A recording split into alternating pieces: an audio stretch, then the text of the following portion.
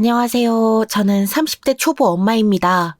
처음에는 육아휴직을 받고 딱 6개월만 지나면 바로 복귀할 계획을 가지고 있었어요. 하지만 그건 정말이지 저의 엄청난 착각이더라고요. 그래서 복귀하고 10개월 만에 퇴사를 해서는 새로운 일을 시작했답니다. 지금은 너무나도 만족스러운 삶을 살고 있죠. 제 친구들은 다들 좀 이른 나이에 결혼을 했어요. 제 나이가 늦은 것은 아니라고 생각되는데 또 친구들을 보면 그게 아닌가 싶더라고요. 친구들은 벌써 애들을 유치원을 보내고 있거든요. 그 친구들이 육아를 하면서 너무 힘들다고 이야기를 할 때마다 솔직히 저는 조금도 공감이 되지 않았어요. 저 같은 경우는 시부모님께서 적극적으로 도와주신 덕분에 덜 힘들었다고 생각해요. 만약 독박 육아라도 했다면 정말이지 어떻게 버틸 수 있을까 상상만 해도 고개를 절레절레 흔들게 되네요. 인터뷰를 하러 간 곳에서 남편을 만난 저는 2년 정도 연애를 하다가 결혼을 했어요. 저희 집은 재혼 가정이었는데 그다지 좋은 분위기였다고는 말하기 어려운 쪽이에요. 제가 초등학교를 다닐 때 재혼을 하셨는데 우리 가족은 드라마에서나 볼 법한 스토리까지는 아니지만 저만 겉도는 분위기였답니다. 새어머니께서는 보호자 그 이상도 이하도 아니셨고 아버지는 그런 새어머니 눈치를 보기 바쁘셨거든요. 거기다 두 분 사이에서 태어난 동생들도 셋이나 있다 보니 부모님의 관심이 제게 오기란 하늘에서 유성우가 떨어지는 것 기다리는 것만큼이나 긴 시간이 필요했지요. 그리고 저는 그걸 기다릴 만큼의 인내심이 있던 아이도 아니었고요. 그래서 결혼할 때 처음에는 두 사람이 직장 근처에서 신혼살림을 시작하기로 했었어요. 하지만 남편의 경제적 상황이 바뀌면서 갑자기 시부모님과 함께 살게 되었지요. 남편이 괜찮겠냐고 물었을 때 선뜻 대답하기가 어려웠어요. 시집살이가 싫다는 것보다는 제가 시부모님과 잘 지낼 수 있을까 고민이었죠. 직업의 특성상 외박하는 날도 있고 일찍 출근하는 날도 있고 좀 엉망이거든요. 남편은 공무원이라 칼출근, 칼퇴근이 대부분이지만 말이죠. 그런데 이 상황까지 몰고 온 남편은 전혀 걱정할 것 없다고 하더라고요. 같이 산다고 해도 1층에 부모님이랑 동생들이 살고 우리는 2층을 통으로 쓰게 될 거야. 말만 같이 사는 거지 까놓고 보면 각자 생활이나 마찬가지니 전혀 부담 가질 필요가 없어. 자기도 알다시피 나는 어른들과 함께 지낸다는 것이 어떤 것인지 잘 몰라. 우리 집 알잖아. 그런데 내가 잘할 수 있겠냐고. 난 자신 없거든. 아버님과 어머님도 나를 못마땅해 하실 거야. 네가 우리 부모님을 잘 몰라서 그런 걱정을 하는 것 같은데 우리 부모님 그렇게 깐깐하신 분들 아니다 너. 특히 우리 아버지. 거기다 두 분 다 널 좋아하시니까 걱정 마. 다른 선택지가 없었던 저는 결국 남편의 말을 믿고 시댁 2층에서 신혼생활을 시작했어요. 초반에는 긴장을 정말 많이 했는데 진짜 제 걱정이 무색하게 너무 잘해주셨답니다. 이 사연을 듣고 계시는 분들은 시집살이가 쉬웠나 하실 수도 있겠네요. 하지만 저는 단 한 번도 시집살이가 쉽다고 생각되었던 적은 없었어요. 시부모님과 한 집에서 산다는 것이 어떻게 쉽겠습니까? 지금껏 살아온 것과는 전혀 다른 삶의 패턴을 몸에 익혀야 하는데 말이죠. 저 역시도 그 부분에서 고생을 했고요. 시집 와서 제가 힘들었던 것 중 하나를 꼽자면 아침 준비였어요. 저는 일찍 나가는 일이 많아서 결혼 전에도 아침을 안 먹었거든요. 저 딴에는 결혼을 했으니 좀 달라져 보자는 결심을 했어요. 하지만 이미 오랫동안 자리 잡은 습관을 바꾸려고 하니 몸이 잘 안 따라주더라고요. 무엇보다도 따로 산다고 해도 계단만 내려가면 시부모님과 시누이의 시동생까지 다들 있는데 나 몰라라 하는 것도 아닌 것 같다는 생각이 들더군요. 저는 출근 전에 아침 준비를 하러 가야 하나 아니면 출근 준비해서 그냥 인사만 드리고 나가도 되나 하고 엄청 고민을 하다가 그래도 며느리인데 뭐라도 하자 싶어서 새벽같이 일어나서 내려갔지요. 그런데 시어머니께서 놀란 눈으로 왜 내려오느냐고 하시더군요. 아니, 출근하기도 바쁘면서 뭐하러 내려와? 오늘은 일찍 안 가도 되는 거야? 아니요, 아침에 긴급회의가 있어요. 그래서 아침 식사 준비만 도와드리고 나가려고요. 아니, 그럼 10분이라도 더 자지 뭐하러?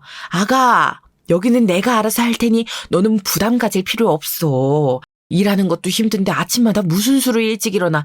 아직 나 멀쩡하다. 그리고 너희 시아버지 보시면 또 난리 난다. 네? 아버님이요? 아버님께서 왜요, 어머님? 시어머니께서는 일하는 사람 배려 못하고 시집살이 시키느냐고 도끼 눈을 뜰 것이라고 말씀하시면서 웃으시더라고요. 그래도 제가 미안하다고 하자 시어머니께서는 영 마음이 불편하면 아침에 주스랑 신문만 좀 챙겨서 준비해놓고 나가라고 하셨어요. 그날 이후부터 일찍 일어나서 신문이랑 야채 주스를 챙겨서 시부모님께 인사드리는 것이 하나의 루틴이 되었답니다. 시부모님께서는 일찍 결혼을 하셔서 그런지 저희 부모님보다도 한참 젊으셨어요. 두 분 다 퇴직을 하시고는 인생의 2막을 시작하시고 계시는데요. 학교에서 국어를 가르치시던 시어머니께서는 절에서 일을 하시고 시아버지께서는 다니던 회사를 퇴직 이후 고문역을 하시면서 봉사활동을 하고 계시지요. 두 분 다 가만히 있는 것을 싫어하시는 쪽이라 집에 계시는 시간보다 밖에 있는 시간이 많으셨어요. 특히 시아버지께서는 공부할 여건이 안 되는 아이들을 복지관에서 가르치고 있으신데요. 이야기를 들어보면 아이들에게 엄청 호랑이 선생님이신 것 같더라고요. 복지관에 공부하러 오는 아이들이 버릇없이 굴면 가차없이 꾸짖고 무엇이 잘못되었는지 꼭 스스로 생각해보게 만든다고 하셨죠. 처음 그 이야기를 들었을 때는 조금 조마조마했어요. 요즘 분위기가 그렇잖아요. 자기 아이들이 밖에 나가서 혼나고 들어온다는 것이 용납이 안 되는 분들도 많고요. 나도 아까워서 혼을 못 내는데 왜 다른 사람이 혼을 내느냐고 따지기도 하고요. 설마 잘못을 했는데 그런 말 하는 사람이 어디 있겠냐고 생각하실 수도 있는데요. 요즘은 꽤 많은 엄마들이 그렇게 생각한답니다. 그래서 한 번은 조심스럽게 그런 어머님들은 없느냐고 물었는데 시아버지께서 정색을 하고 말씀하시더라고요. 사람으로서 지켜야 할 선이 있다는 것을 어릴 때부터 가르쳐야지. 뭐가 잘못이고 뭐가 잘한 것인지 아직 다 알지도 못하는 아이들을 바르게 가르칠 책임이 있는 것이 어른이야. 그래도 아버님, 요즘 엄마들이 그렇게 생각을 해도 막상 자기 아이가 한 소리 들었다 그러면 엄청 싫어하거든요. 저도 인터뷰 몇 번 해봤는데 그걸로 스트레스 받는 학교 선생님이나 보육교사, 학원 강사들까지 엄청 많단 말이죠. 그 때문에 못 본 척 눈 감는 경우들이 꽤 많답니다. 아버님은 괜찮으세요? 와서 따지는 부모님은 없으세요? 시아버지께서는 아직은 그런 부모님들을 만난 적이 없다고 하시면서 무료로 아이들에게 공부를 가르쳐주고 있지만 진정 자신이 알려주고 싶은 것은 사람으로서 지켜야 할 도리라고 하셨죠.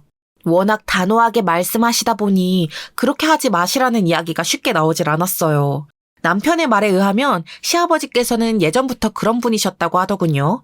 그 때문에 시어머니와 가족들이 마음 졸인 적이 한두 번이 아니라고 하면서요. 이렇게 들으면 어느 정도인가 싶으시겠지만 무엇을 생각하시든 그 이상이랍니다. 한 번은 가족끼리 외식을 하고 고깃집을 나서는데 길에서 교복을 입은 학생들이 비틀거리면서 걷고 있더라고요. 딱 봐도 술에 떡이 되었구나 싶었지요. 얼마나 많이 마셨는지 학생들은 몸도 가누지 못하고 걷다가 갑자기 전봇대를 붙들고 속에 있는 것을 개워내고는 그대로 바닥에 주저앉더라고요. 무슨 이런 일이 다 있나 싶어서 저절로 시선이 갔죠. 그런데 학생들은 다른 사람들과 눈만 마주쳐도 욕을 하며 소리를 지르더라고요. 그 모습에 다들 눈을 피하며 지나가기 바빴죠. 학생들에게 뭐라고 하는 사람들이 단 한 명도 없었답니다. 그런데 갑자기 시아버지께서 학생들에게 다가가셔서는 아이들에게 말을 거시더라고요. 그 모습을 보고 얼마나 심장이 벌렁거렸는지요. 아니나 다를까 아이들은 시아버지께 영감탱이가 미쳤냐며 소리를 질렀어요. 하지만 시아버지께서는 전혀 물러서는 것도 없이 미성년자가 어디서 술이 생겨 이렇게 마신 것이냐며 꾸짖으셨죠. 자기 몸을 주체하지도 못할 정도로 마실 술은 어디서 난 거냐. 이래가지고 집에는 어떻게 들어가려고. 여기서 잠들면 큰일 난다. 정신 차리고 일어나봐. 집은 어디인지 알겠어? 아버지 지금 뭐 하세요? 어서 그냥 가요. 아니 애들이 여기다가 잘못되면 어쩌려고 그냥 간단 말이야. 나쁜 사람들한테 큰 봉변이라도 당하면 어쩌려고. 아버지 그건 저 애들이 알아서 할 문제예요. 남편의 말에도 시아버지께서는 아이들에게 생수를 건네주시며 정신 차리고 집에 가야 한다고 하셨어요. 보다 못한 저는 경찰에 신고를 했고 곧 순경들이 다가와서 아이들을 데려갔죠. 시아버지께서는 아이들이 걱정이 되셨는지 경찰서까지 따라가신다고 하셨지만 남편과 제가 뜯어말려서 겨우 집으로 돌아왔답니다. 이런 일은 그나마 다행이었어요. 더 심한 일도 있었는데요. 하루는 시부모님께서 외출을 나갔다가 들어오셨는데 시어머니께서 아주 사색이 되셨더라고요. 그리고는 방금 엄청난 일을 겪었다고 하시면서 말씀해 주셨는데 듣고 있는 제가 다 놀라서 기절할 것 같았답니다. 두 분이 영화를 보고 오시는 길에 학생을 만났는데 애들이 시아버지께 다가와서는 돈을 줄 테니 담배를 좀 사달라고 했다는 거예요. 그 이야기를 듣는데 어떻게 그 애들은 사람을 골라도 시아버지를 골라서 부탁을 한 건지 어처구니가 없더군요. 당연히 시아버지께서는 거절하셨고 오히려 아이들에게 담배를 왜 피우느냐고 한 소리 하셨다고 하더라고요. 요즘 애들 진짜 무섭더라. 너희 시아버지가 딱 한 소리 하니까 바로 네가 무슨 상관이냐고 멱살부터 잡는데 어우 진짜 손이 아직도 떨리는구나. 아 그래서요 어머니? 혹시 어디 다치신 것은 아니시죠? 넘어지시거나 맞았다거나 아버님은요? 일 없다. 그래봤자 애들인데. 아버님 그렇게 보실 일이 아니에요. 예전 같지 않다니까요. 그래서 어떻게 되셨어요? 그 애들이 순순히 보내주진 않았을 텐데.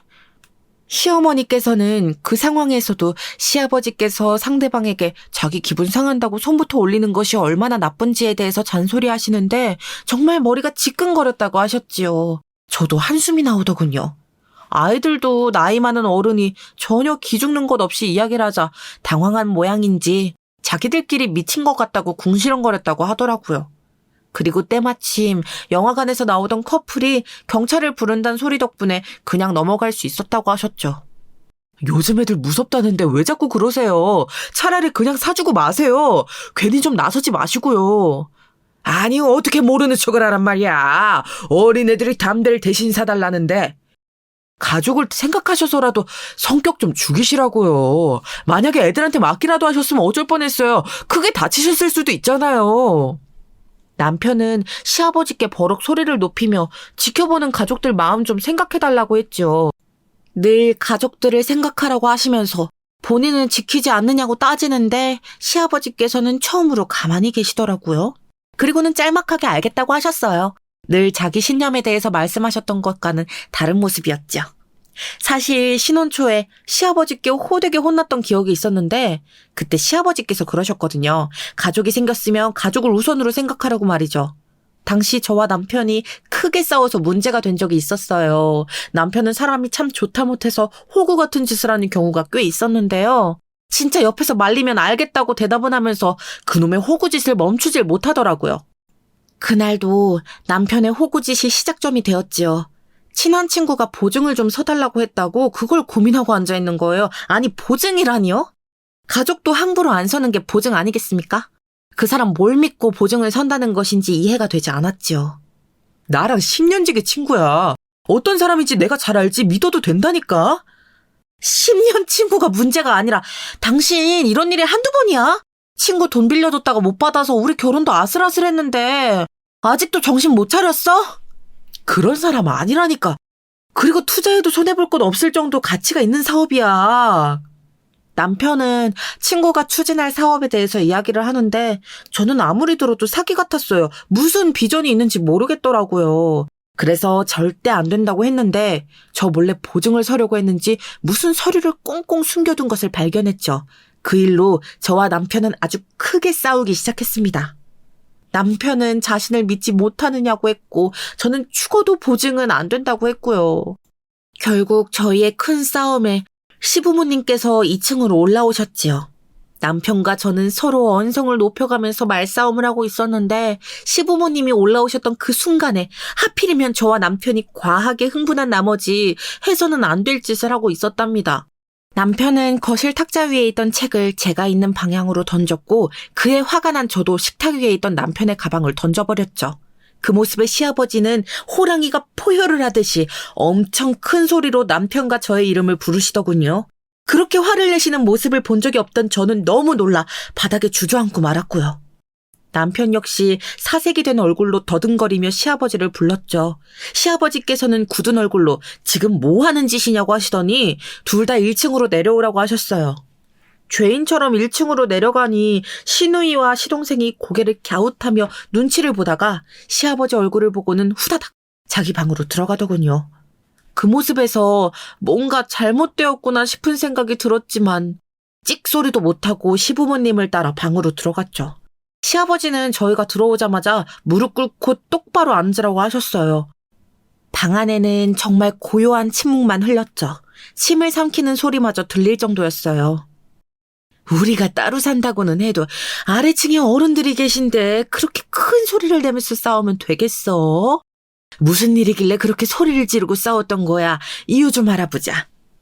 그이가 저 몰래 친구 보증을 선다고 해서요. 분명히 안 된다고 하지 말라고 했는데 알겠다고 했으면서 뒤로는 서류까지 만들어가며 도와주려고 했더라고요. 뭐? 보증?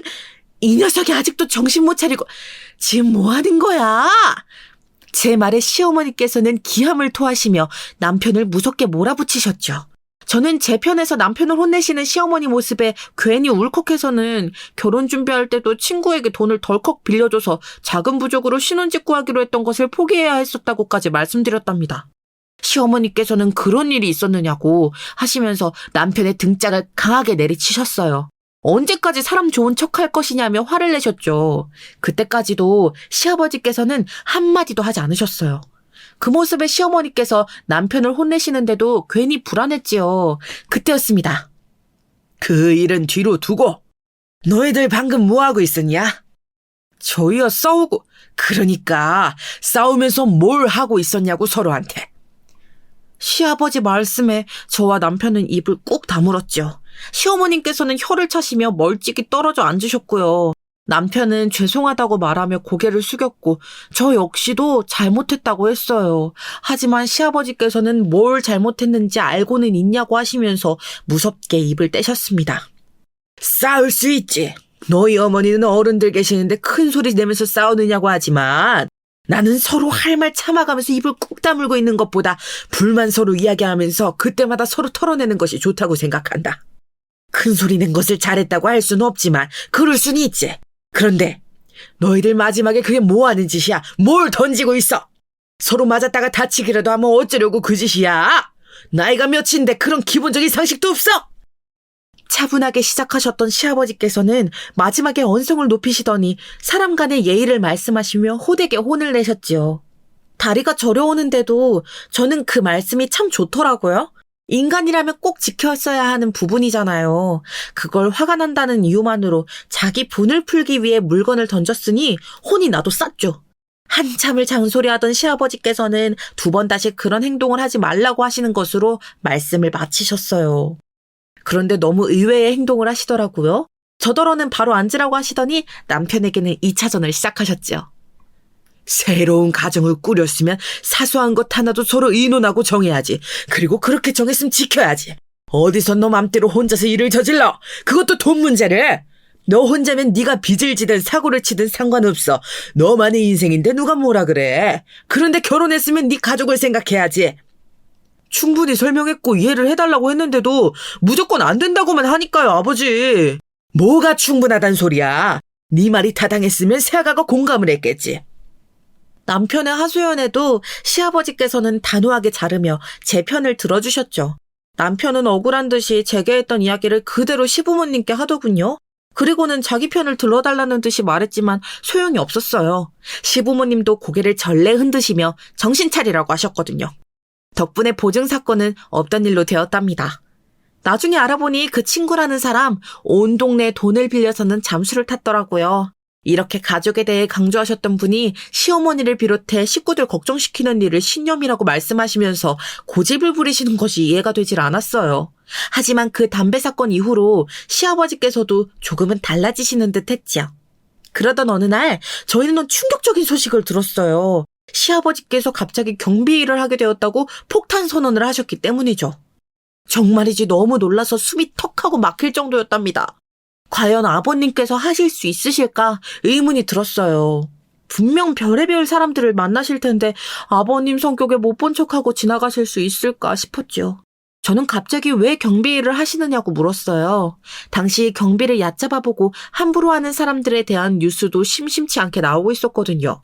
실제로 저도 인터뷰를 많이 하고 다녔기 때문에 세상에 얼마나 이상한 사람들이 많은지 잘 알고 있었고요. 그래서 무조건 말려야겠다는 생각뿐이었어요. 제가 아는 시아버지라면 그런 사람들과 분명 마찰을 일으킬 것 같았기 때문이었죠. 그런데 시아버지께서 하시는 말씀이 참 너무도 당황스러워서 그냥 입이 떡 하고 벌어지더라고요. 시아버지께서는 회사 동료가 경비회사를 시작하셨는데 자기더러 와달라고 해서 말단 직원으로 가겠다고 하셨다는 거예요. 아니 간부로 와달라는데 왜 말단 직원이냐고 했더니 자신은 그 일에 대해 아는 것이 없으니 경비회사에서 하는 일부터 해봐야 하지 않겠냐고 하시더군요. 듣고 계시는 분들도 굳이 왜? 라는 생각을 하셨을 것 같아요. 시누이가 바로 그 자리에서 그 말을 직접 하기도 했고요. 하지만 시아버지의 의사는 분명하셨답니다. 남편은 왜 이렇게 이상한 부분에서 고집을 부리시느냐고 했지만 그 누구도 말리지를 못했죠. 저 역시도 시아버지의 말씀이 머리로는 조금이나마 이해를 하겠는데 그냥 네 알겠습니다 하는 소리는 나오질 않았습니다. 아버지 마음은 알겠는데요. 그래도 이게 그게 아니에요. 요즘 경비한테 험하게 구는 사람들이 얼마나 많은데 그 일을 한다고 하세요. 그러니까요, 아버님. 경비일한다고 무시하는 인간들도 많고요. 괜히 트집 잡는 사람들도 많아요. 별거 아닌 걸로 잘라버릴 거라고 협박하기도 하고요. 나도 다 들었단다. 그런 사람들도 있겠지만 아닌 사람들도 있겠지. 그리고 길게 하겠다는 것도 아니야. 그저 몇 달만 해보기로 했으니 너무 걱정들 하지 마라. 시아버지께서는 결국 저희의 만류에도 불구하고 경비 일을 시작하셨어요. 저희는 정말 딱 3개월만 해보시고 그만두셔야 한다고 신신당부를 했답니다. 하지만 그 짧은 3개월 안에 일이 터질 것이라고는 그 누구도 생각하지 못했어요. 처음에는 일이 재미있다고 하셨어요. 경비가 할 일이 참 많더라고 하시면서 즐거운 모습을 하고 다니셨죠. 저희가 걱정했던 것이 허무할 정도로 말이죠. 하지만 결국 일은 터지고 말았어요. 하루는 퇴근해서 들어오시는 시아버지 안색이 너무 나쁘시더라고요. 무슨 일이라도 있었냐고 물었더니 시아버지께서 긴 한숨을 내쉬면서 오늘 단지 내에서 있었던 일에 대해서 이야기를 하셨습니다. 시아버지께서 근무하시는 곳 바로 앞에 놀이터가 있는데 초등학생으로 보이는 아이들이 몰려오기에 자기들끼리 놀려고 그러는가 보다 하고 처음엔 그냥 넘기셨다고 해요. 그런데 뭔가 이상한 기분이 들어서 아이들이 뭘 하고 있는지 유심하게 보셨다가 깜짝 놀랐다고 하시더라고요.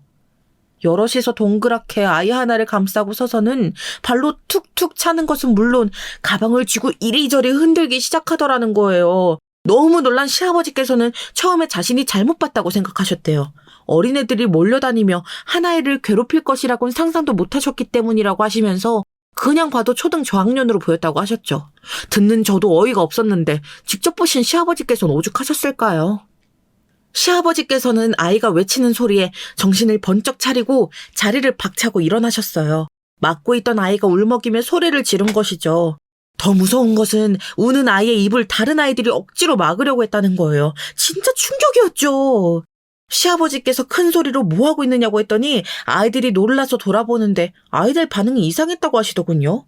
저는 아이들이 시아버지를 발견하고 도망이라도 칠 줄 알았는데 오히려 웃었다고 했어요. 시아버지께서 아파트 경비라는 것을 알고는 코웃음을 치며 무슨 상관이냐고 했다더군요. 시아버지께서는 어처구니 없는 아이들에게 딱딱한 목소리로 엄하게 말씀하셨죠. 왜 여럿이서 친구를 괴롭히고 있어? 학교에서 그런 일을 해서는 안 된다는 것을 배우지도 못했어? 그리고 친구 입은 왜 막고 있는 거냐? 당장 그 손 치우지 못해? 남이 뭐라든 무슨 상관인데요? 경비 주제? 맞아. 경비는 실패자들이나 하는 거랬어.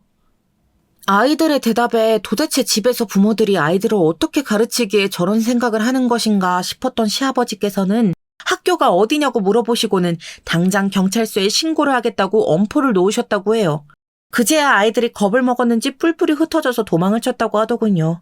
그 모습에 어이가 없으셨던 시아버지께서는 울고 있는 아이를 잘 달래서 집으로 보냈다고 하셨죠. 그리고 앞으로 이런 일이 또 있다면 꼭 어른에게 도움을 요청하라는 말도 덧붙이셨고요. 이야기를 들으신 시어머니께서는 학교에서도 그런 일이 있었을 것이라고 하시면서 조속히 어른들이 나서서 해결해야 한다고 걱정하셨답니다.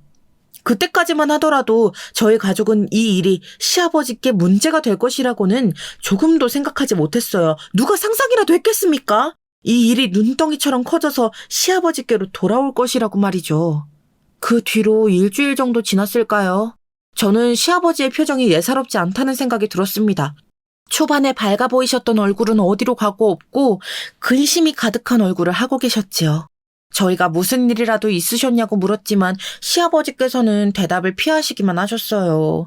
시어머니께서는 아무래도 그 초등학생 일이 마음에 걸리셔서 그런 것 같다고 하셨고 남편을 포함한 다른 가족들 생각도 비슷했고요. 하지만 저는 그 일과는 별개의 다른 문제가 있는 것 같았어요. 하지만 좀처럼 이야기하기를 꺼려하시는 통에 무슨 일인지 알아낼 방법이 없더군요. 그러던 어느 날이었어요. 요리에 재능도 감각도 없는 저는 가족들 빨래만큼은 꼼꼼하게 챙겨서 했었는데요. 그날따라 시아버지의 경비복이 땀으로 흠뻑 젖어 있더라고요. 먼지도 많고요. 무슨 험한 일을 한 사람처럼 말이지요. 평소에도 그랬다면 그냥 넘어갔겠지만 한 번도 그런 일이 없었단 말이죠. 그래서 저는 시아버지께서 봉사활동을 마치는 시간에 맞춰서 모시러 나갔어요. 살짝 이유를 좀 여쭤볼 요량이었지요. 제가 마중 나왔다는 사실에 놀라신 시아버지께서는 제가 팔짱까지 끼며 데이트하러 가자고 했더니 그런 말도 할 줄 알았느냐고 하시며 기분 좋은 웃음을 터뜨리셨어요. 그렇게 두런두런 이야기를 하다가 저는 조심스럽게 말을 꺼냈지요. 아버님, 요즘 단지에서 무슨 일 있으세요? 얼굴도 많이 어두워 보이시고 오늘은 옷도 엉망이시던데. 일은 무슨 경비 일이 다 그렇지. 다 그렇다고 말씀하시고 넘기기엔 한 번도 이러셨던 적이 없으셔서요. 처음에 약속하셨던 대로 3개월이 곧 끝나간다고 하시지만 아버님 표정을 보고 있으면 당장이라도 그만두셔야 하는 것이 아닌가 싶거든요. 저의 걱정스러운 말투에 시아버지께서는 제 손등을 한동안 토닥이시더니 어렵게 이야기를 꺼내셨어요. 사실 초등학생 때 사건이 일어난 며칠 뒤 괴롭히던 무리 중에 아이 하나가 자신의 엄마를 데려와서는 시아버지께서 자기들에게 소리를 지르고 화를 냈다고 하더라는 거예요. 그리고 그 엄마라는 사람은 어떤 일이 있었는지 앞뒤 확인도 하지 않고는 대뜸 남의 집 귀한 아이한테 무슨 짓이냐고 삿대질까지 하면서 화를 냈고요. 어이가 없던 시아버지께서는 그날 그 아이가 어떤 짓을 했는지 이야기를 하시면서 오히려 그 아이의 잘못을 가르쳐야 하지 않겠느냐고 역으로 한마디 해주셨다고 했죠. 저는 그 이야기를 듣는 순간 아이 엄마라는 사람이 어떻게 나왔을지 눈에 선하게 그려지더군요. 그 엄마라는 사람이 자기 아이가 그렇게 행복했을 리가 없다 그러는데 아우 참 너희들이 이야기한 것과는 다름없는 소리들만 늘어놓더구나. 그 아이도 자기들끼리 놀이를 하고 있었을 뿐이라고 하고. 놀이요? 그래서요? 그 사람이 뭐라고 하던가요? 소리를 지른다고 입까지 막는 것이 무슨 놀이냐 그랬더니 자기 아이를 거짓말쟁이로 몰아간다고 그건 알뛰지 뭐.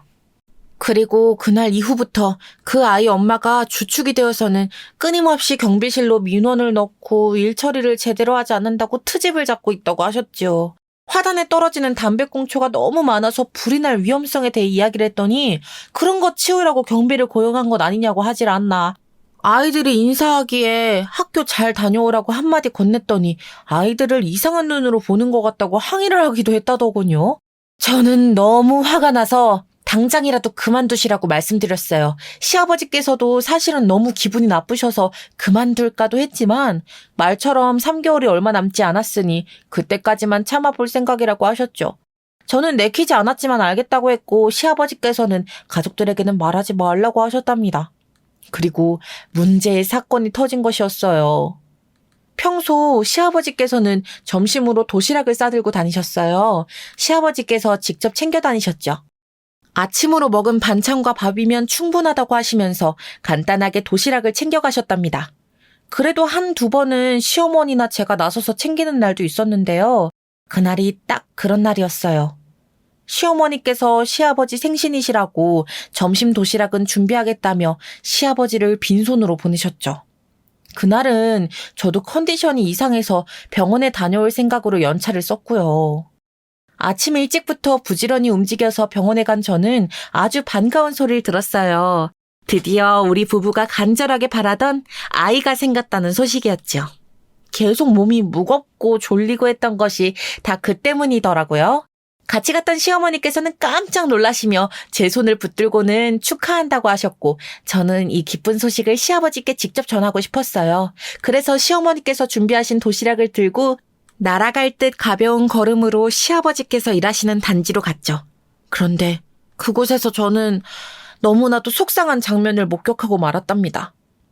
제 또래거나 저보다 조금은 더 나이가 많은 여자들 2-3명이서 시아버지 앞에서 짝다리로 서서는 팔짱을 딱 끼고 소리를 지르고 있더군요. 무슨 일인가 싶어 빠른 걸음으로 가까이 다가갔죠. 아저씨! 내 택배 어디 갔냐고 묻잖아. 택배 도착을 했다는데 어딨냐고.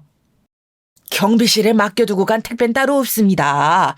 택배기사나 회사 쪽으로 확인을 해보시죠. 오늘 경비실로 들어온 택배는 저기 있는 것이 전부입니다. 내가 그럼 확인도 안 해보고 이러는 것 같아? 집 앞에 뒀다는데 없으니까 이러지. 경비실에 맡겨달라고 하신 것도 아니고 집 앞에 두고 가라고 하셨으면 제가 어떻게 알겠습니까? 왜 몰라, 경비가? 그런 일 하려고 뽑아둔 거지. 그럼 뭐 하라고 있는 건데? 말이 짧은 것은 둘째치고 택배가 분실된 것이 속상한 것은 알겠지만 경비실에서 관리하던 것도 아니고 집 앞에 있던 것이 없어진 것을 지금 누구의 탓으로 하는 건지 조금도 이해가 되지 않았어요. 그저 트집을 잡는 것으로만 보였죠. 하지만 그 사람들의 행패는 그때부터 시작이었어요. 시아버지께서는 입구 CCTV가 있어서 확인을 했지만 택배를 가지고 들어간 사람은 나온 사람도 없다고 말씀하셨어요. 그러자 아주머니들은 더 난리를 피우며 그럼 자기들이 거짓말을 하는 것이냐고 소리를 높였죠. 단지 주민들이 하나둘 모여드는 것이 보였어요. 내가 하여튼 수상쩍다 싶었어. 거지 새끼도 아니고 남의 집 택배나 훔치는 인간이 무슨 경비라고. 내가 당장 전화해서 잘라버리라 그럴 거야. 그리고 싹 다 손해배상 받아낼 테니 각오하라고. 있지도 않은 택배를 제가 어떻게 한다고 이렇게 억지십니까? 화면 보여드릴 테니 직접 보세요. 택배 기사가 들어온 적이 있나? 그리고 딱 봐도 내가 더 나이 많은데 말은 좀 굳게 합시다. 시아버지께서도 더 이상은 안 되겠다 싶으셨는지 목소리를 높이며 같이 CCTV를 보러 가자고 하셨죠. 하지만 그 아주머니는 정색을 하며 벌써 지웠는지 누가 아느냐며 믿을 수 없다고 소리를 지르셨어요. 저는 무슨 억하심정이 있어서 시아버지께 저러나 싶어서 제가 나서야겠다는 생각이 들었죠. 그때였죠. 배운 것이 없어서 그 나이 처먹도록 할 줄 아는 일이라곤 경비일밖에 없는 주제에 누굴 가르치려 들어? 동네 애들한테 다 한 소리씩 해대고 알고 보면 이 인간 송아성 그 뭐시기 막 그런 거 아니야? 애들만 보면 환장하는? 지금 뭐라고 하셨습니까? 사람이 좋게 말을 하면 선은 지켜야지 입 밖으로 나온다고 다 말이 되는 줄 알아요? 애 키운다는 분이 뭐 하시는 겁니까? 그래서 애가 뭘 배우겠어요? 저는 그 아주머니의 말에 너무 화가 났지만 그와 동시에 누구인지 알겠더군요. 친구를 괴롭히다가 시아버지께 혼이 났다는 그 아이의 엄마였던 거죠. 참, 그 부모의 그 자식이라고 왜 애가 그렇게 못된 행동만 하나 했더니만 딱 부모를 보니 알겠더군요. 남의 애 걱정하지 말고 아저씨나 똑바로 해. 내 택배 어딨어? 내놓으라고 이 도둑놈의 새끼야. 당장 잘리고 싶어? 아주머니, 적당히 하시죠. 그렇게 억울하면 어디 봅시다. 택배 도착했다는 문자. 저는 그 아주머니의 상식 이하의 행동을 더 이상 참지 못하고 앞으로 나섰어요. 시아버지께서는 깜짝 놀란 얼굴로 저를 보시더니 이내 얼굴을 붉히시며 시선을 돌리셨죠. 아무래도 방금까지의 모습들을 제가 보고 있었다는 것이 부끄럽다고 생각하시는 것 같았어요. 저는 시아버지 옆에 서서는 시아버지의 차갑게 굳은 손을 꼭 쥐고는 다시 아주머니에게 말했죠. 어디 보자고요. 택배 도착했다는 문자. 그 문자 받고 나가봤는데 택배가 없었다는 말이잖아요. 그러니 택배가 도착했었다는 증거부터 보여달라고요. 이건 또 뭐야? 넌 누군데 이래라 저래라 명령질이야? 단어 선택에 주의 좀 하세요. 어휘 수준이 진짜. 그리고 제가 누구인 것이 중요한가요, 지금? 지금 상황에서 가장 의문스러운 부분이 애시당초 택배가 있었던 것이 맞기는 한 것인가 아니겠어요? 저는 이내 주변에 모여든 주민들을 둘러보며 아주머니는 택배가 왔다고 하고 CCTV상에서는 택배기사가 보이지도 않았다고 하니 둘 중 한 사람은 거짓말을 하고 있다고 말했죠. 제 말이 설득력이 있었는지 다들 고개를 끄덕이며 택배가 있기는 했던 것인지 자기들끼리 수군거렸죠. 상황이 자기가 원하는 방향대로 흘러가지 않자 아주머니의 얼굴은 점점 창백해져 갔어요. 저는 단박에 택배가 왔다는 것 자체가 거짓이라는 것을 눈치챌 수 있었지요. 제가 연이어 압박을 가하자 아주머니는 평소 행실에 문제가 있는 사람이라 당연히 의심을 할 수밖에 없다고 하더군요. 저는 주먹을 피가 날 정도로 꼭 쥐고는 최대한 침착하게 말했어요. 어떤 행실 말입니까? 평소에 경비 일을 하시면서 무슨 문제가 있어서 무턱대고 소리만 지르셨는데요? 온 동네 꼬마애들 다 찝쩍거리고 어떻게든 말 한마디 붙여보려고 그러고 다 늙은 영감탱이가 애들한테 상상만 해도 소름 돋아. 확실한 증거가 있어서 하시는 말씀인가요? 우리 애가 증인이죠. 저 인간만 보면 우리 애가 얼마나 놀랐는지, 어우. 저는 이를 악물고는 품에서 명함 한 장을 꺼내어 아주머니에게 건넸습니다. 그리고는 감정을 싣지 않으려고 최대로 노력하는 목소리로 말했죠. 방금 하셨던 말씀, 제가 정식으로 조사해서 기사화해도 되겠습니까? 아주머니 말씀대로라면 이대로 두고 볼 수는 없는 것 아니겠어요? 아주머니는 제가 건넨 명함과 저를 번갈아 바라보더니 얼굴이 붉어지다 못해 터져나가려고 하더군요. 앞에서 이미 눈치를 채신 분이 계실지도 모르겠지만 저는 기자였습니다. 지금이야 출판사에서 편집자로 일하고 있지만 한때는 저도 밤을 새워가며 사건을 쫓는 그런 취재기자였지요. 그것도 메이저 방송국의 기자 말이죠. 제가 주로 다루던 것이 사회적 이슈가 되는 일들이라 학교폭력뿐만 아니라 단지 내 갑질 사건들도 꽤나 있었답니다. 그래서 저런 아주머니들에 대해서는 알 만큼 안다고 자부할 정도는 되었죠. 기자? 기자라고? 네, 그러니까 아주머니가 말씀하신 일에 대해 제가 조사해서 공론화 해드릴게요. 어떠세요? 이렇게 입 아프게 싸우지 마시고 그렇게 되면 앞으로 이분 고개도 못 들고 다닐 텐데 더 간단하지 않겠어요? 나는 그런 것까지 바라는 것은 아니고. 그러면요? 저희 아버님이 잘못한 것도 없는데 이렇게 몰아가셨단 말씀이세요? 아주머니는 제가 몰아붙이기 시작하자 횡설수설하기 시작하셨어요. 주변의 웅성거림은 점점 커져만 갔죠. 시아버지께서는 이제 그만하라는 듯이 제 팔을 당기셨지만 저는 그럴 생각이 조금도 없었어요. 그 아주머니는 시아버지를 범죄자인 양 대했잖아요. 어린아이를 비정상적인 시선으로 바라보는 그런 범죄자 말이죠. 저는 목소리를 최대한 크게 내면서 물었어요. 주변 사람들이 다 들을 수 있도록 말이죠. 그럼 어떤 아이가 친구를 놀이터에서 발로 차고 가방을 당기면서 괴롭히다가 막상 피해 아이가 울면서 도움을 외치니 오히려 그 입을 틀어막은 일은 어떠세요? 요즘 이슈에 딱 맞는 것 같은데. 이쪽을 조사해보는 것도 좋을 것 같아서 말이죠. 제 말이 이어지면 이어질수록 아주머니의 얼굴은 붉어지다 못해 검게 변할 정도였어요. 저는 그런 아주머니의 얼굴을 똑바로 바라보며 마지막 결정타를 날렸답니다. 그걸 잘못되었다고 꾸짖은 어른에게 와서는 당신이 뭔데 우리 귀한 아이에게 훈계질이냐며 갑질을 한 것도 좋은 기사감 아닌가요? 아니면 그걸 복수하겠다고 일부러 험한 일만 골라서 시킨다거나 있지도 않은 일을 만들어 누명을 씌우는 그런 이야기는요? 예를 들어 오지도 않은 택배가 사라졌다 같은 일 말이죠. 아주 완벽하게 기사 하나 나올 것 같지 않으세요? 제 이야기에 다른 주민들도 전후 사정을 다 알게 되면서 다들 어떻게 인간이 저럴 수 있느냐부터 시작해서 아이한테 뭘 가르치고 있는 것이냐 등의 비난 섞인 말들이 튀어나왔어요. 아주머니는 부끄러움에 얼굴을 들지도 못하고 빠른 걸음으로 사라졌지요. 저는 그 뒤에 대고 사과도 없이 그냥 가느냐고 소리를 질렀지만 아주머니는 말 그대로 바람처럼 사라지더군요. 당사자가 도망을 치자 곁에서 편을 들던 아주머니들도 혼비백산해서 사라졌고요. 동네가 한동안은 오늘 이야기로 시끄럽겠더라고요. 시아버지께서는 개운하다는 얼굴을 하시는 것과 동시에 씁쓸한 표정을 짓고 계셨죠. 제가 시아버지의 마음을 다 이해하는 것은 아니었지만 아마 이렇게까지 일이 커진 것에 대한 허탈함 때문이 아닐까 조심스럽게 추측만 했습니다. 너한테 괜히 못난 꼴만 보였구나. 무슨 말씀이세요? 아버님 잘못이 뭐가 있다고요? 그러니까 신경 쓰지 마시고 어서 점심 드세요. 제가 놀라운 소식도 가져왔답니다. 저는 시아버지와 점심을 먹으면서 제가 임신을 했다는 사실을 고백했어요. 시아버지께서는 당연히 깜짝 놀라면서 지금껏 그 어떤 생일보다도 기억에 남을 순간이라고 뛸 듯이 기뻐해 주셨죠. 시아버지께서 기뻐하시는 모습에 저까지도 웃음이 나더라고요. 저는 정말 모든 일이 거기서 끝이라고 생각했어요. 끝까지 사과하지 않는 모습에서 불안하긴 했지만 비상식적인 인간들이 하는 행동은 정말이지 상상을 뛰어넘더군요.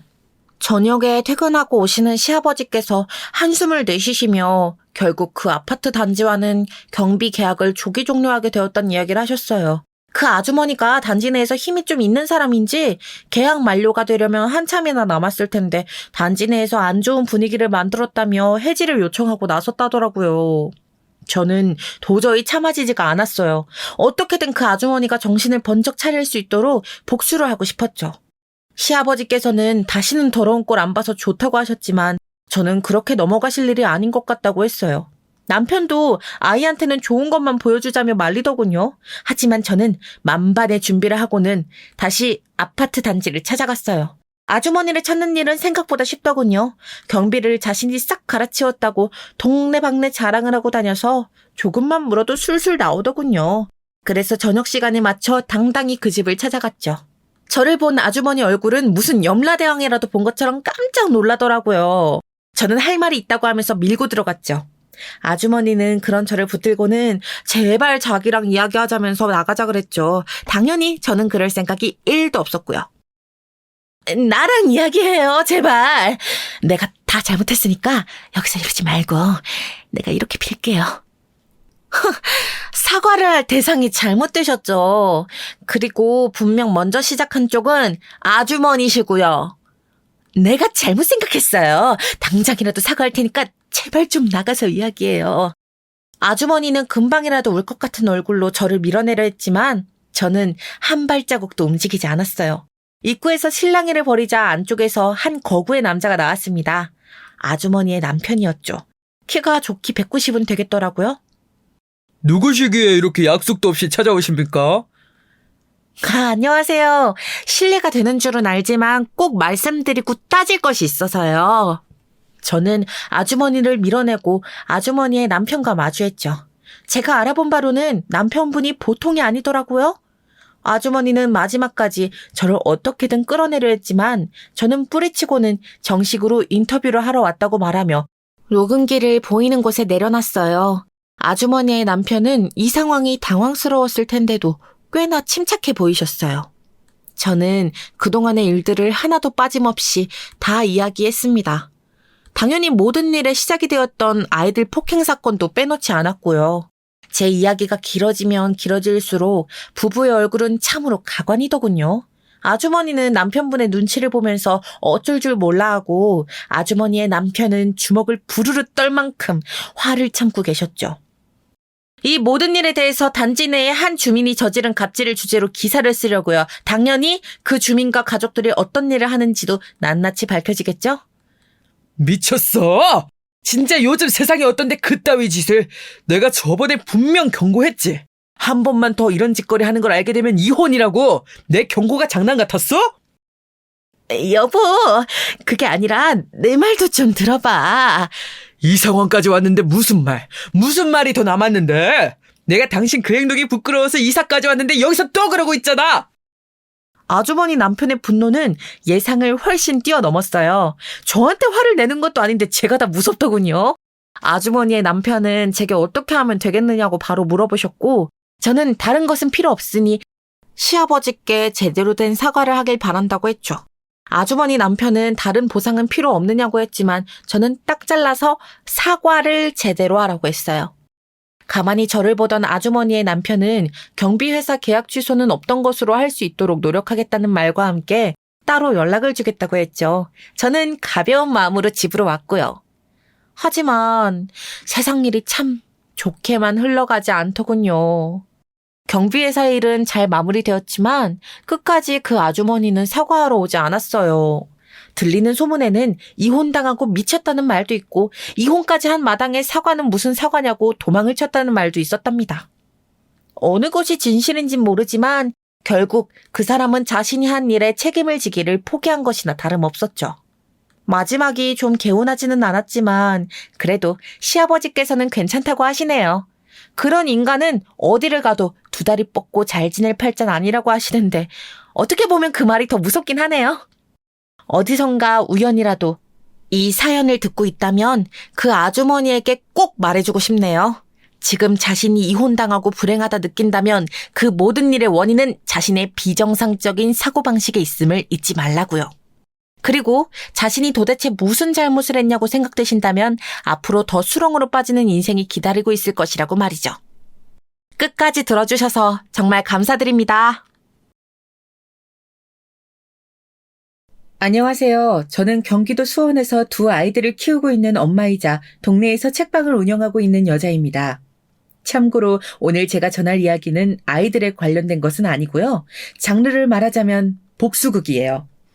저는 오랫동안 몇 사람에게 괴롭힘을 당했고 최근 그들에게 복수할 기회가 있어 시원하게 한 방 먹이니 100년 묵은 체증이 내려가는 기분이 들었어요. 사실 저는 결혼하기 전엔 집안 식구들 간의 갈등을 전혀 이해하지 못했던 사람 중 한 명인데요. 왜냐하면 부모님의 금지옥겹 외동딸로 자라나기도 했고 저희 가족이 원체 화목하기도 했기 때문인데요. 가족이 화목해지기 위해 필수 조건이 부유함이라고 생각하시는 분들 있으실까요? 그렇다면 저는 단연코 아니라고 말씀드리고 싶은데요. 저희 집은 언제나 반지하를 벗어나지 못하는 가난한 형편 속에서도 웃음이 끊기지 않았어요. 저희 부모님은 늘 지금보다 좋은 미래가 있을 거라며 조금만 참고 기다리자고 했지요. 어렸을 적엔 이런 가정 형편을 이해하지도 못하고 미워하기도 하며 가지지 못한 것에 욕심을 부리곤 했었어요. 엄마, 나 옆집 순이가 가지고 있는 가방 나도 가지고 싶어. 가방 못 사주면 하다못해 필통이라도 사줘. 미안해, 영미야. 엄마가 이번 달 월급 들어오면 사줄게. 더 이쁜 걸로, 조금만 참자, 우리 딸. 다른 아이가 번듯이 들고 다니는 걸 나는 갖지 못해 참아야 한다는 걸 이해할 수 없었어요. 끝내는 엉엉 울고 말았지만 그럴 때마다 부모님은 저를 달래주시며 조금만 참자고 하셨어요. 지금은 사랑하는 외동딸에게 필통 하나 못 사주는 그 마음이 어떠셨을까 싶어 너무 마음이 아프지만요. 아무쪼록 저는 이런 가정의 분위기에서 자랐기에 성인이 되면서 내가 정말 믿고 의지할 수 있는 남자를 만나게 된다면 저희 집의 분위기를 닮은 가정을 만들고 싶은 마음이 컸답니다. 그리고 실제로 그런 남자를 만나게 되었는데요. 20살 마지막을 장식하는 크리스마스 날 전 끔찍한 사고를 당하고 말았습니다. 혼자인 크리스마스는 결코 보내고 싶지 않았기에 그날은 가족들이랑 삼겹살이라도 구워 먹으며 보내려 했어요. 그래서 당시 일했던 화장품 매장에서 열심히 매대를 정리하고 이제 집으로 갈 준비를 하는데 마음이 너무 급했던 것인지 앞에 돌진하는 차량을 보지 못한 것이에요. 나중에 들어보니 눈이 많이 내리는 날이었는데 바퀴가 미끄러지면서 일어난 일이라 하더라고요. 하마터면 큰 사고로 이뤄질 뻔한 아찔한 사고였습니다. 그 당시 제가 살 수 있었던 건 저를 발견하자마자 응급처치를 하고 병원까지 같이 와준 한 남자 때문이었는데요. 괜찮으세요? 정신이 드세요? 네, 근데 여기 어디예요? 병원입니다. 제가 발견했으니 다행이네요. 하얀 의사 가운을 입고 멋들어지게 말했던 그 남자는 의사였어요. 그 의사 선생님 덕분에 생명을 구할 수 있게 된 저와 저희 부모님은 꼭 답례를 하고 싶어 했지만 선생님은 당연한 일을 한 것뿐이라며 사양을 했어요. 하지만 사랑이 괜히 사랑인가요? 재채기와 사랑은 참을 수 없는 것이라고 하잖아요. 이미 저를 진료해 주시며 몇 번 마주치다 그 의사 선생님에게 빠져버린 저는 정식으로 구애를 하게 되고 한 번만 만나달라라는 다소 구질한 멘트까지 날렸어요. 남편은 그때를 생각하면 제가 참 귀여웠다고 하지만 저는 큰 용기를 낸 것이었답니다.